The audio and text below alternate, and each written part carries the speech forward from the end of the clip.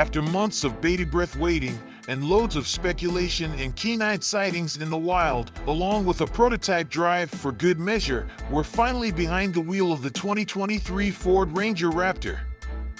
The previous generation Ranger Raptor, which no doubt followed a recipe well developed by the American market, was a huge success for Ford Australia. No other manufacturer has been able to get close to the original Raptor in Australia in terms of high-speed and low-speed performance for a showroom standard four-wheel drive UDA.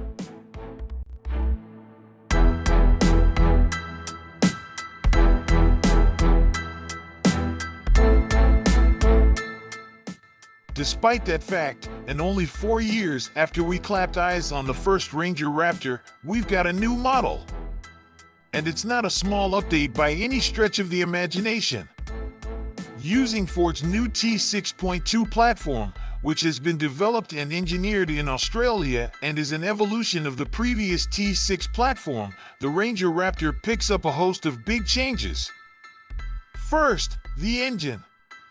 Gone is the 2.0-liter turbo diesel engine, which was good for 157 kilowatts and 500 newton meters. That powertrain lives on in other markets, but us Australians get Ford's 3.0-liter nano petrol V6 complete with twin turbocharging.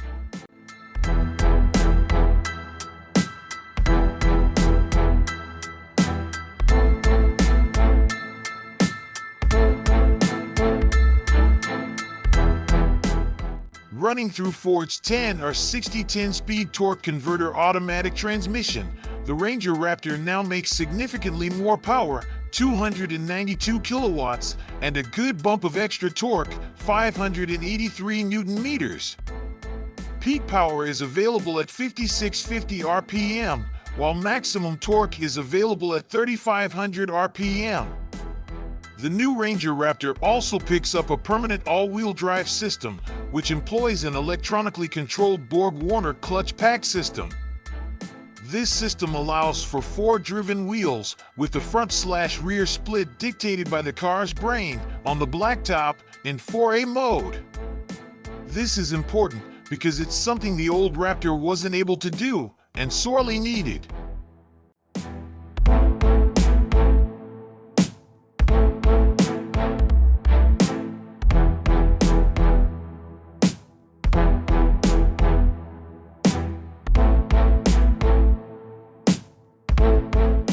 Previously, twin lockers from the factory have only been seen on the Toyota Land Cruiser 70 Series, Jeep Wrangler Rubicon, and Mercedes-Benz G-Class.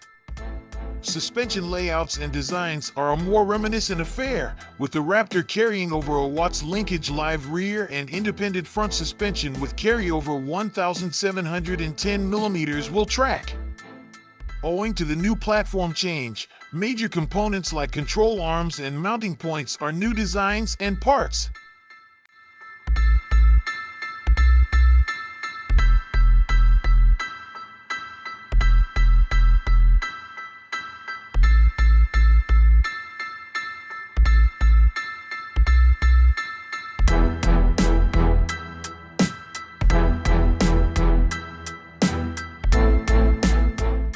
Dimensionally, the interior of the Ranger Raptor is the same as a standard double cab Ranger. That being said, there are some important changes and updates in the Raptor. The seats, with a design inspired by where pilots park their tush in a F-22 Raptor fighter jet, are much bigger and more prominent, with a mixture of leather and Alcantara-like materials used on the deep and bolstered seats, whose design will help through fast corners, bumps, and jumps. For the first time, Ford has put Raptor-specific seats in the back as well. These have additional bolstering, as well as a similar theme of colors and materials.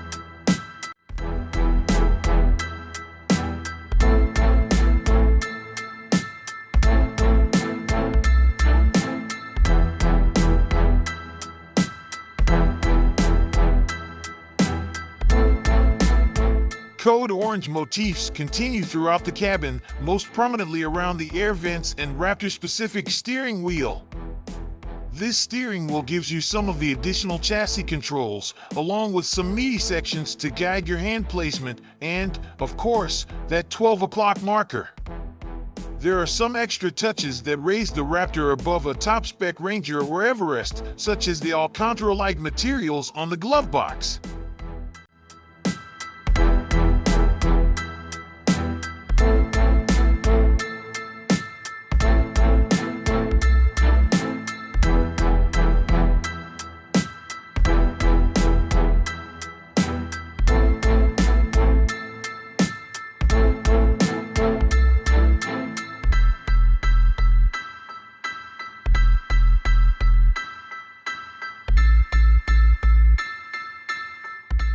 Overall, the interior of the Ranger Raptor feels quality and fit for purpose. There are additional pop-out cup holders below the air vents and an additional glove box. USB-A and USB-C power outlets hide near the wireless charging pad, and the center console is a decent size. Of course, it's an experience that is mostly dominated by the two huge digital displays. More on those later.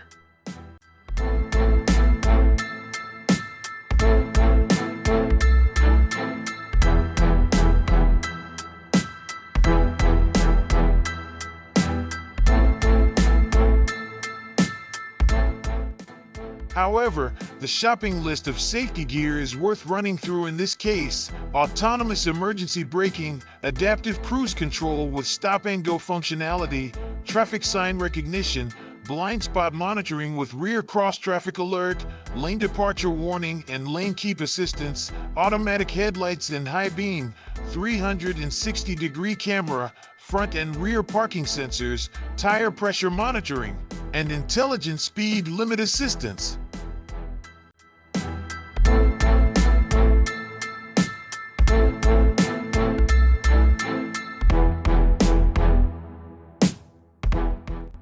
Blind spot monitoring can also be calibrated to suit your trailer, and the Raptor is also smart enough to have a crack at parking itself. Although, I can't say I put that to the test. Another important safety feature for a four-wheel drive is the inclusion of twin recovery points, both front and rear.